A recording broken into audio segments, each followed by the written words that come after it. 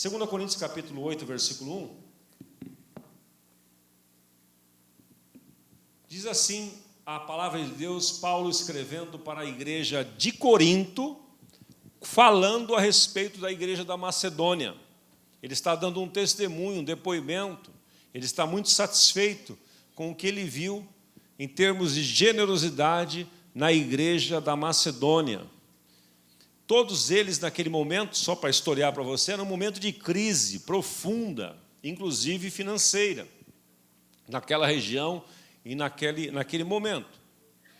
E Paulo, que era o apóstolo, que era aquele que fundou essas igrejas, ele vendo a igreja, uma das igrejas sofrendo aqui muita pressão, a igreja na Judéia, então ele que era o fundador, estava conectando todas as igrejas, ele escreve para a igreja de Corinto, falando sobre a ação que a igreja da Macedônia fez para ajudar os irmãos da Judéia. Então, aqui ele narra algo que, daqui eu quero destacar para você, a terceira marca nesta série que estamos fazendo.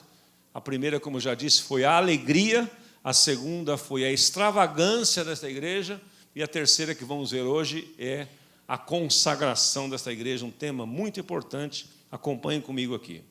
E agora, irmãos, vos fazemos conhecer a graça de Deus dada às igrejas da Macedônia. Que graça é essa? Versículo 2. Em muita prova de tribulação, ou seja, eles não estavam com a vida sossegada, tranquila, né, tudo certo, sobrando dinheiro, sobrando recursos, sem crise nenhuma, tudo estável. Não.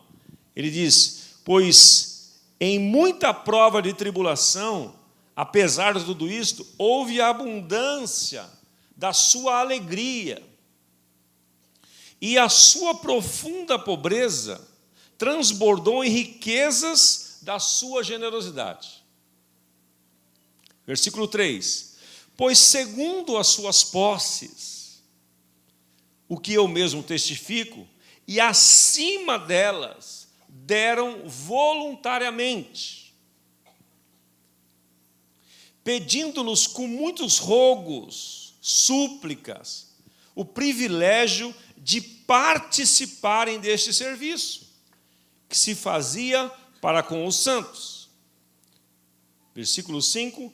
E não somente fizeram como nós esperávamos, mas a si mesmos se deram, primeiramente ao Senhor e depois a nós, pela vontade de Deus. Vou ler de novo o verso 5, que a nossa meditação será em cima dele. E não somente fizeram como nós esperávamos, mas a si mesmos se deram, primeiramente ao Senhor e depois a nós, pela vontade de Deus. Espírito Santo de Deus, torna esta palavra profecia no nosso coração, torna, Senhor, realidade para a nossa vida e torna, Senhor, adequada ao momento que estamos vivendo aqui hoje. Fala com todos nós, não deixe ninguém de fora, Pai, em nome de Jesus. Amém. Cutuca o seu irmão do seu lado e fala assim, Deus vai falar com você, fique atento aí. Deus vai falar com você.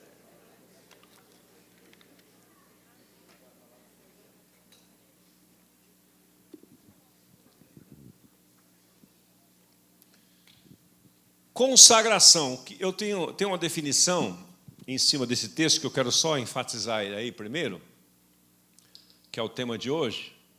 Consagração. Veja que o que Paulo escreve aí no versículo 5, inspirado pelo Espírito Santo de Deus, naquilo que ele nota dos irmãos. Ele está elogiando, reconhecendo o que esta igreja fez em favor do outro. Ele está reconhecendo, ele está trazendo ali o fato de que eles estavam vivendo muita tribulação, não estava um momento fácil para eles também, a igreja da Macedônia, mas eles rogaram, eles pediram, eles insistiram, eles suplicaram para que Paulo permitisse eles participarem do socorro financeiro para a igreja que estava passando por problemas, a igreja na Judéia. E Paulo testemunha o seguinte fato, mostrando que esta igreja, esses irmãos, eram irmãos que tinham conhecimento, revelação de que eles não se pertenciam mais. Eles eram pessoas consagradas. Eles só fizeram o que fizeram porque eles tinham esse entendimento. Então, Paulo escreve ali, conforme está lá na projeção para você, ó, primeiro, eles deram a si mesmo ao Senhor. Meus irmãos, ninguém consegue ser generoso, ninguém consegue ser amoroso, ninguém consegue ser perdoador, ninguém consegue viver a vida cristã de fato, de verdade, se ela não pertencer a Jesus. Não tem jeito. Enquanto você for controlado pelo seu ego, enquanto você for controlado pelos seus interesses, enquanto você viver para si mesmo, você não é uma pessoa consagrada. E aí você não consegue viver para os outros. Então Paulo reconhece isso, olha, primeiro eles fizeram o que fizeram, eles quiseram participar, eles quiseram ajudar outros, por quê? Porque eles eram pessoas consagradas, eles primeiro deram a si mesmo ao Senhor. Porque quando você não reconhece isto, que Jesus é Senhor da sua vida, dono da sua vida, você não é capaz de reconhecer que Ele é dono das suas coisas. Aí você se torna egoísta, porque você acha que tudo é seu. É o meu carro, é a minha casa, são os meus filhos, é o meu trabalho, tudo é meu. Então esse vício de linguagem nosso, isso nos estraga e não nos permite que nós reconheçamos e todo momento reconheçamos que somos do Senhor e pertencemos a Ele.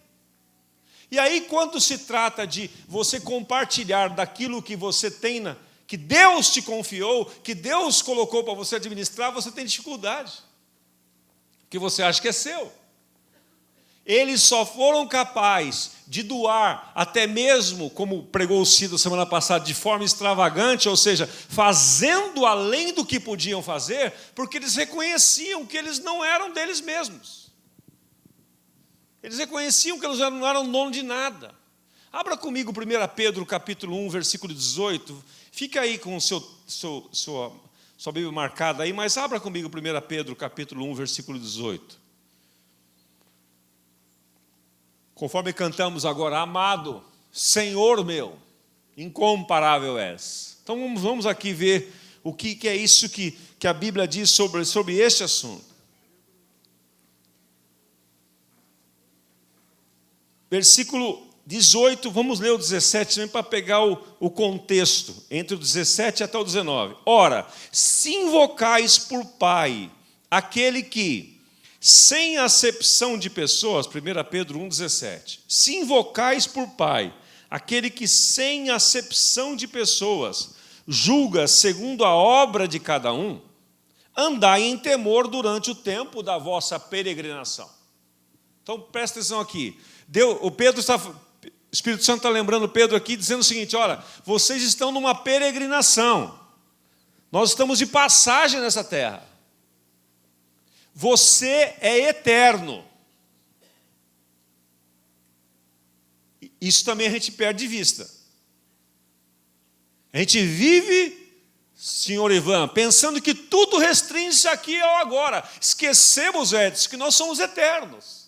E que nós somos peregrinos nesta terra. Nós estamos aqui de passagem. A nossa vida nesta terra é uma janelinha só de tempo.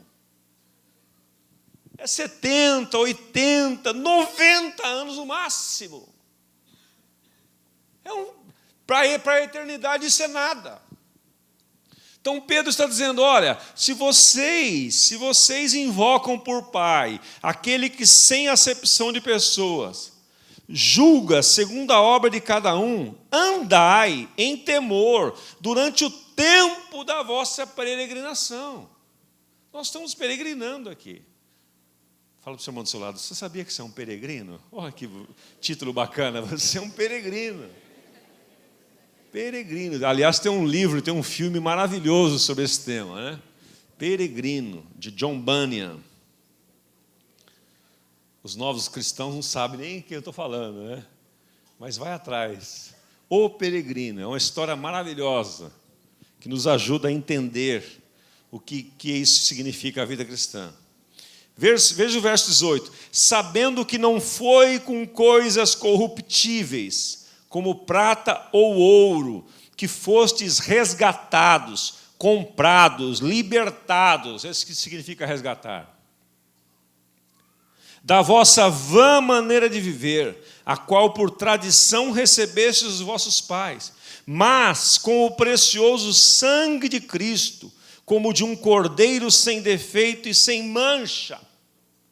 Você foi resgatado, você foi comprado. Esta igreja tinha esta noção, esta revelação de que eles haviam sido comprados, resgatados, tirados de uma vã maneira de viver. Por isso eles não consideravam nada seu. Por isso eles tinham facilidade para ser generosos. Eles tinham facilidade para amar o próximo. Eles tinham facilidade para compartilhar daquilo que tinham. E Paulo escreve, então, voltando lá ao tema ali, né? Eles se deram a si mesmos ao Senhor. E depois, pela vontade de Deus, se deram a nós também. Isso se aplica a todas as áreas da nossa vida. Você não será generoso, marido, para com a sua esposa, se você não reconhecer que você pertence ao Senhor. Você não se pertence a si mesmo, que você foi comprado. A esposa não será generosa para com os... Eu não estou falando de dinheiro, vocês estão notando? Estou falando de vida. Você não vai ser generosa para com o seu marido, se você não tiver a noção, a revelação de que você não se pertence mais. Não se pertence mais. Quando eu estava voltando uma vez de Manaus, nós voltando de Santarém, o ano passado, nesta época, nós estávamos no avião, eu e o pastor Carlos Alberto, sentados, pegamos um voo lá em Santarém, ele fez escala em Manaus, e em Manaus subiu uma figura, né, no avião, sempre tem as figuras, né? E veio na nossa direção, falei, só falta ser a poltrona do nosso lado. E não é que era? Sérgio Malandro. E aí sentou do nosso lado. Aliás, a poltrona dele não era do meio, no meio não, era demais para ele. Sentou do nosso lado. E primeiro ele dormiu, porque o voo de Manaus para cá é 4 horas de chão, né, de ar. Aí lá pelas tantas começamos a conversar e tal, bababá, e não sei o quê. Ele virou para o pastor Carlos Alberto sem noção nenhuma. Noção para quê, né?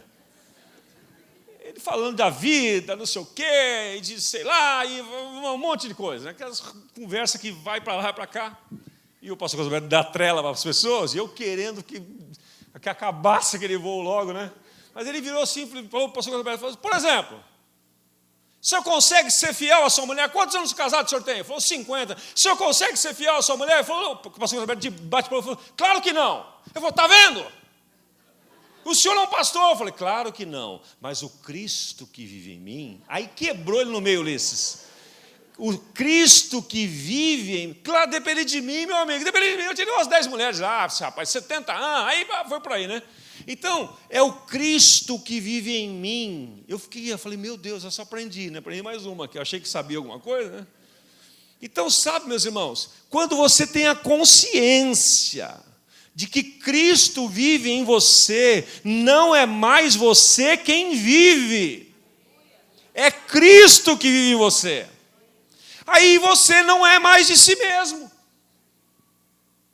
Aí você é capaz de ser generoso para com a sua esposa, a esposa ser generosa para com o seu marido, os filhos serem generosos para com os seus pais. Os pais serem generosos para com os seus filhos. E fica aquela luta de generosidade dentro da casa. Aquela disputa para ver quem é mais generoso. E um ambiente celestial aí nessa casa. Um querendo servir mais que o outro. Os filhos brigam, falam assim, não mãe, a louça hoje é minha. Aí aquela confusão, não, é minha, não, é minha. Aquela generosidade.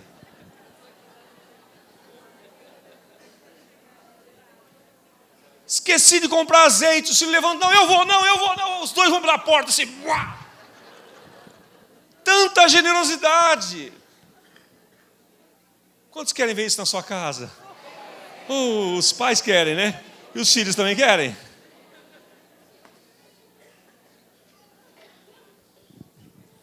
Pais generosos, que pensam nos filhos. Maridos que não são capazes de olhar para uma outra mulher e desejá-la e cantá-la, porque eles não pertencem a si mesmos.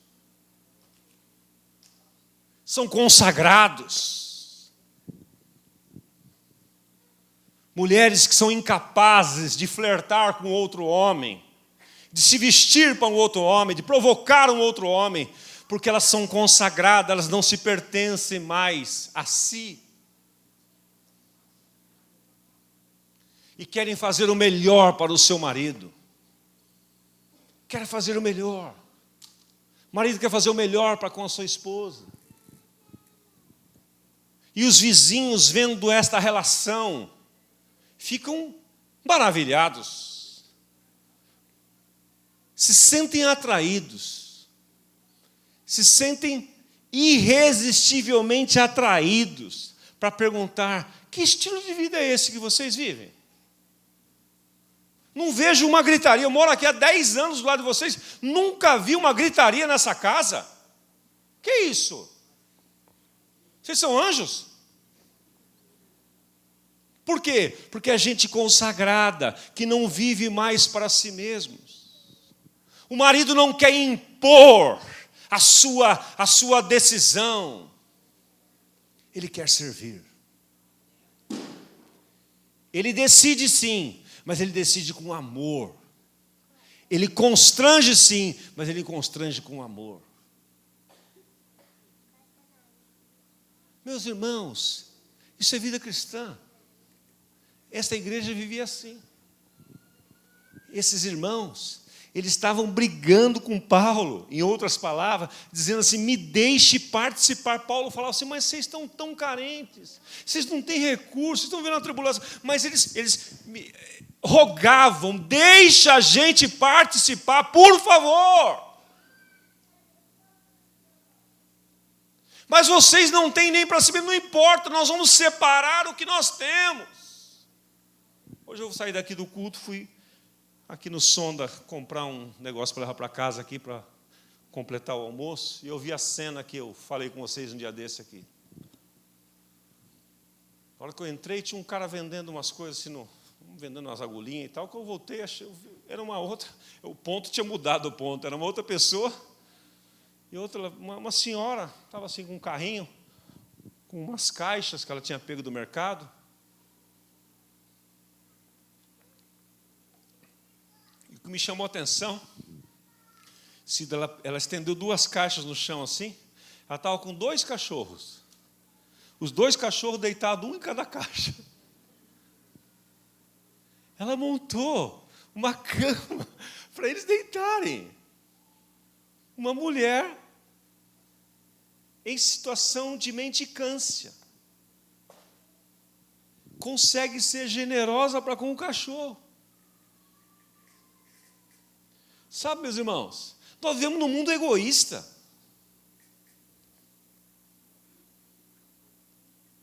Mas esse egoísmo não vai mudar se Deus não fizer um milagre em nós. Depende de nós vamos ser egoístas. Então nós podemos repartir daquilo que nós temos. Daquilo que nós temos. Os que têm salário, trabalho formal e que estão trabalhando, talvez estão pensando agora no 13º que virá aí, né? Novembro e dezembro. O que é que eu vou comprar? Que Deus mude isso no nosso coração. A gente pergunta assim, a quem vou abençoar? Com quem vou repartir? Nós vamos fazer o lançamento hoje do Papai do Céu aqui, ó. Projeto Papai do Céu. Nós vamos fazer uma brincadeira aqui hoje. Esta comunidade vai adotar 1.400 crianças. Esta igreja generosa, que é você, nós vamos adotar 1.400 crianças. Todo o projeto são 2.700 crianças. Pobres, que circulam as nossas creches.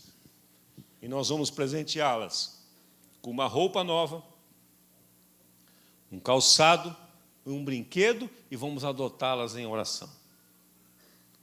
É mínimo, né? É pequeno, mas começa pequeno. É só para você não pensar em si mesmo. É só uma ilustração, é só uma sementezinha, é só uma possibilidade para você viver para o outro. Seguindo o texto aí, pode seguir esse verbo consagrar, ele aparece de duas formas na Bíblia. Essa é uma definição do dicionário Strong's. E há dois verbos que definem ele. O primeiro dele é o kadash, que significa consagrar, santificar, preparar, dedicar, ser separado, ser colocado à parte. Consagrado, ser proibido. Eu gosto dessa expressão. Aquilo que é consagrado é proibido mexer.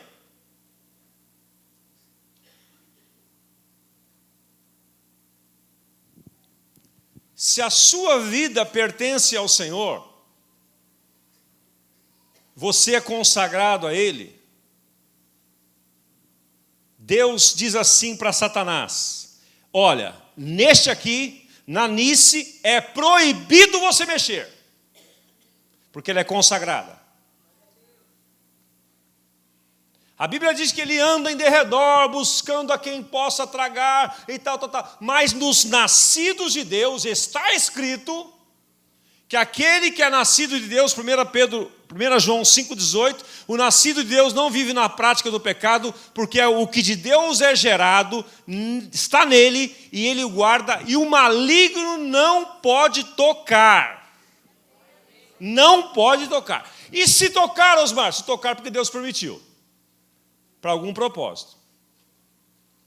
Mas sem a permissão de Deus, e a maior ilustração disso é Jó. Jó era um homem consagrado. Vai ler lá Jó capítulo 1. Lê o capítulo 1, 2, você já vai entender. Jó era um homem consagrado. Satanás, o anjo Lúcifer, aparece diante do trono de Deus e Deus desafia Lúcifer, dizendo: olha, você viu meu servo Jó? Você tem visto como ele anda? Aí Satanás lançou um desafio para Deus também. Também, do jeito que o Senhor trata ele. Tire as coisas dele, o senhor vai ver se ele não te amaldiçoa. Ele te ama porque o Senhor abençoa ele o tempo todo. Tire as coisas dele, o senhor vai ver como ele vai negá-lo. Deus falou: gostei, pode tirar. Te dou permissão. Jó perdeu tudo, inclusive a mulher e os filhos. Mas não negou a Deus. Sabe o que Deus fez, Nelson? Restituiu tudo em dobro do que ele tinha.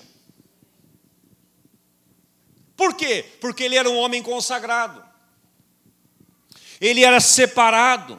Ele era dedicado a Deus. Ele foi aquele cara colocado à parte. Isto é ser consagrado, meu irmão. É tornar sagrado. Sabe, naquele negócio, olha, isto não mexe que é sagrado. Sabe aquela expressão que a gente usa às vezes? Olha, isto aqui é sagrado. Ó, isso aqui não mexe, isso aqui é sagrado. Eu vou guardar esse recurso aqui, esse dinheiro, para um propósito lá na frente. Esse dinheiro é sagrado, eu não mexo nele.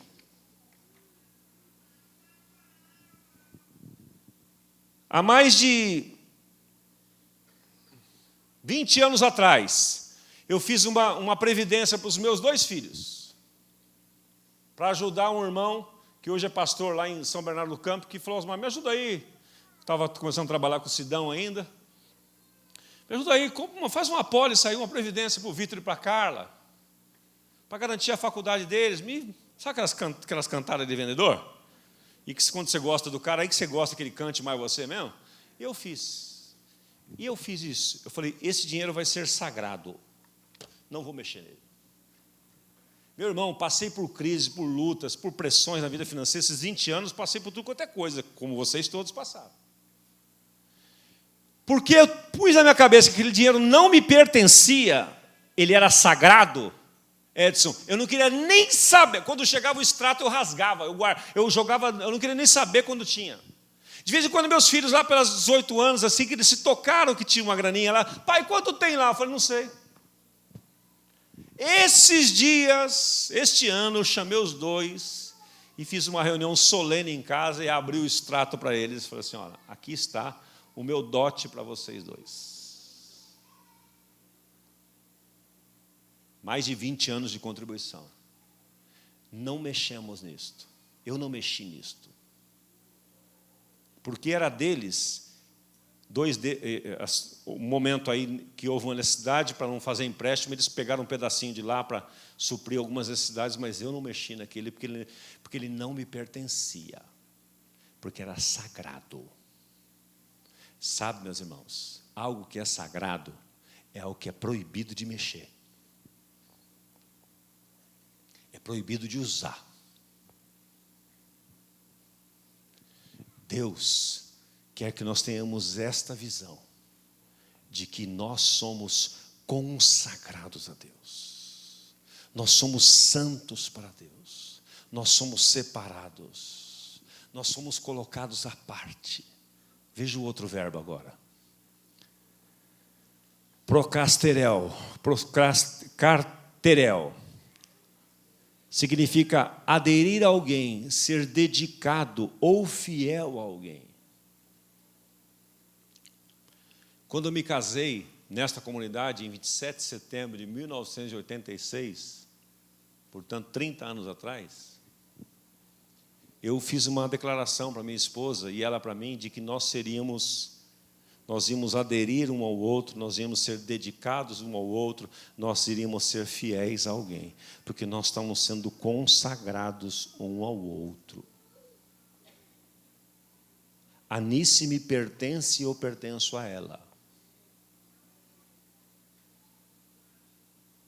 Isso é ser consagrado. Continuar em todo o tempo no lugar é perseverar e não desfalecer. Nós tivemos muitas lutas em 30 anos de casamento. Mas porque éramos consagrados a Deus, primeiramente a Deus e um ao outro, nós perseveramos e não desfalecemos, porque o Senhor habita em nós. Consagrar é estar em constante prontidão para alguém. Eu procuro estar em constante prontidão para minha esposa, para servi-la, para ser generoso com ela, para buscar o melhor para ela.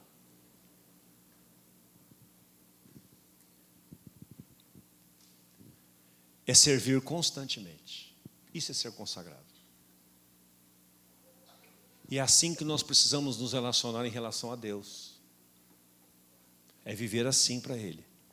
Ser dedicado, fiel a Ele em todo o tempo, continuar em todo o tempo num lugar, perseverar e não desfalecer, estar em constante prontidão para Ele, servir constantemente.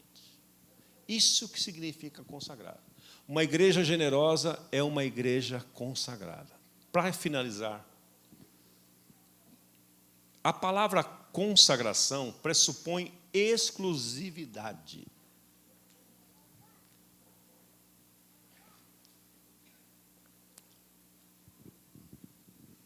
Quem é consagrado é exclusivo. Não é possível ser consagrado a dois deuses. Não é possível ser consagrado, dedicado a duas pessoas. Eu sou da minha esposa, mas eu sou da minha amante. Não existe isto. Isso é adultério. E os adúlteros não herdarão o reino dos céus, vão para o inferno, meus amigos.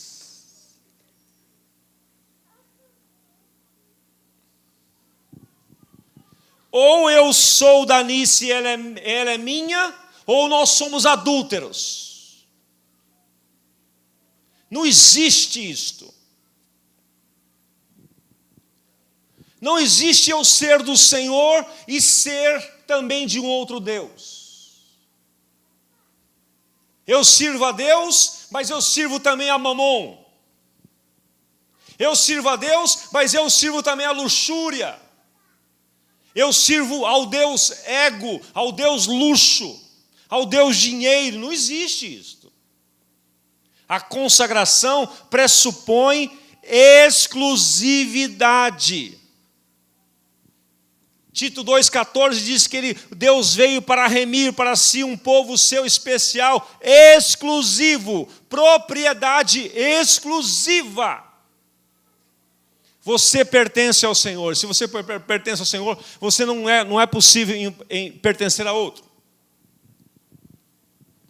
Você quer ver uma coisa que eu estava pensando sobre isso, uma coisa muito simples. Você já viu alguém falar assim, olha, eu sou palmeirense, mas eu gosto do Corinthians também. Você já viu isso, não? Não existe. Não existe. Por quê? Essa devoção que as pessoas têm para um time de futebol, por exemplo, que é uma devoção, tem gente que faz disso uma religião, briga por causa disso, mata por causa disso. É uma devoção, é uma idolatria. Torcedores cujo Deus é o seu time, é uma idolatria. Fazem tudo em função daquilo. Os compromissos têm que girar em torno daquilo. Ele põe na agenda dele os jogos do time. E se der, ele vai no culto.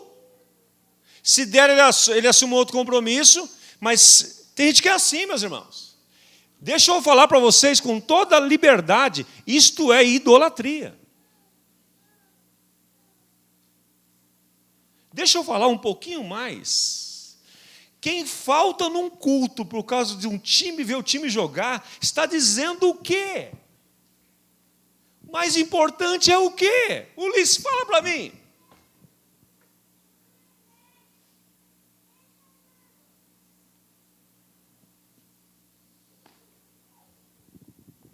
Então, meus irmãos, nós temos que definir.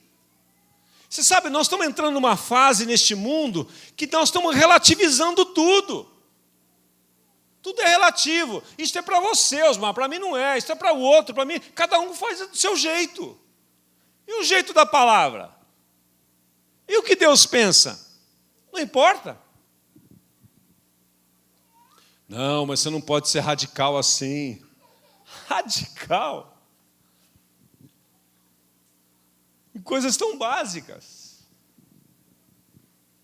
Veja o que Jesus disse, por exemplo, para enfatizar isso. Olha lá, Mateus 6, 24. Vamos ler juntos ali, por gentileza? Ninguém pode servir a dois senhores. Mais uma vez. Ninguém pode servir a dois senhores. Pela terceira vez você grava. Vamos lá? Ninguém pode servir a dois senhores. Olhe nos olhos do seu irmão e pregue isso para ele. Fala, ninguém pode servir a dois senhores. Ninguém.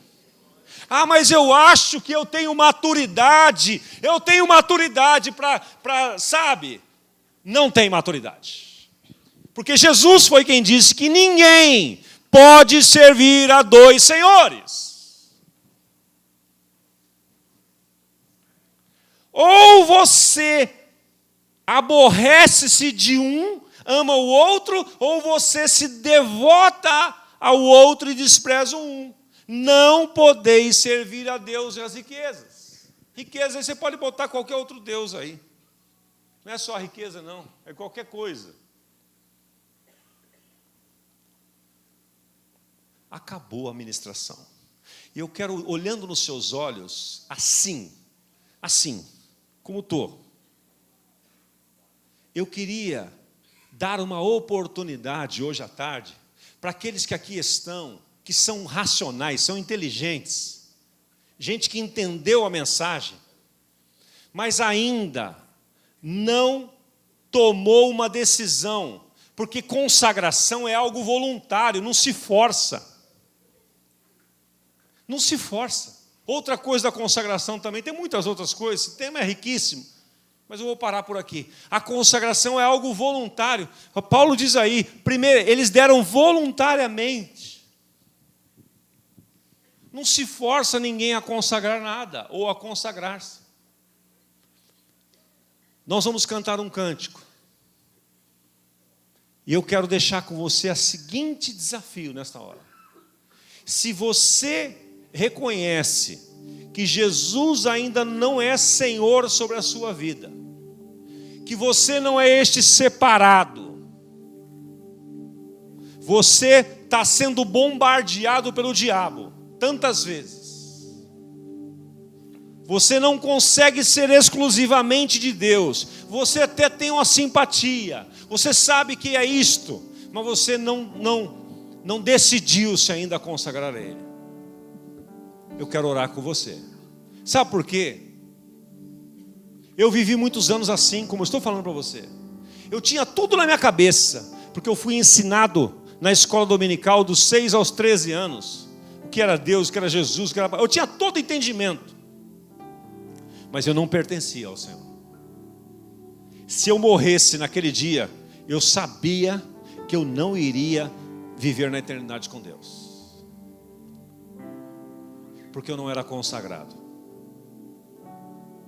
Apesar de a minha mãe ter me consagrado quando eu era criança. Olha que interessante. Mas eu sabia que agora na fase adulta eu teria que voluntariamente tomar a minha decisão pessoal e voluntariamente dizer, não, pera. Eu entendi. Eu não quero mais viver para mim mesmo. Eu não quero viver para Satanás, eu não quero viver para este mundo, eu não quero viver para estes valores deturpados, eu quero viver para Deus. Eu fiz isso dia 14 de fevereiro de 1983. Foi tão marcante que eu lembro a data, eu lembro a cena, estou vendo a cena aqui na minha frente. Quando eu disse, chega, eu tinha 22 anos. Chega. Ninguém me forçou nada. Minha mãe não estava lá, meus amigos, ninguém me forçou nada. Eu ouvi Deus falando ao meu coração. E eu tomei uma decisão para não andar nem 1 milímetro para trás mais. E eu não andei, e não vou andar. Eu não vou andar, eu não vou recuar. Eu só vou avançar. Porque eu morri. Que consagrar é você dedicar algo a Deus para morrer. Quando Jesus se consagrou naquela cruz, ele morreu. Quando Abraão consagrou Isaac, apesar de Isaac não ter sido morto, para Deus ele morreu. Então eu me dediquei com todo entendimento. Eu disse, chega, eu não quero viver para mim mesmo.